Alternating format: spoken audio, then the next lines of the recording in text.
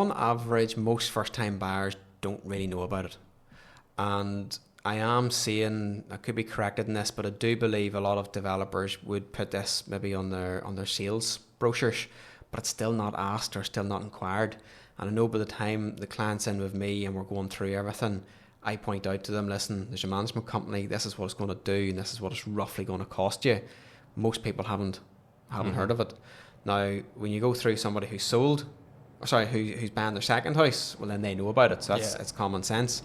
So the cost of it, yes, it does be a bit of a shock. On average, typically you're seeing it's a bill per year of about £200. But if that's in a development, maybe in particular areas of the country, there could be, significantly more than that. So it could be maybe, I can think of one actually locally. I think it's just £600 a year, maybe more. But ultimately, where you really have to check is not if you're buying a house, but if you're buying an apartment. Because if you're buying an apartment, there's generally more costs incurred. Because in an apartment, effectively the outer shell is owned by the management company. So that means if the roof needs replaced, or what else, maybe a lift needs a new lift in the building, that all has to be shared out between every homeowner or every apartment owner. And then there's a lot more compliance, whereby there has to be electric checks done probably on a weekly basis, cleaning, health and safety records, all of that.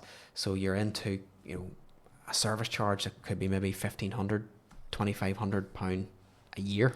Well, that's what I was going to point out, was the service charges is mainly geared towards the likes of apartment blocks and things like that. There, it's, as you say there, if you're replacing carpet and there's 6 or 8 floors, the carpets for 6 or 8 floors is being shared out amongst everyone. It's a big debate at the minute, because a lot of people have seen it. It's in the news. There's debates about it. Where service charges have went as far as $3,500-4,000 a year. People can't sell their apartment essentially on the basis that no one else is willing to pay that. Per year. So it's catch-22 at the minute. So it's something I've picked up on, sort of keeping an eye on it as well.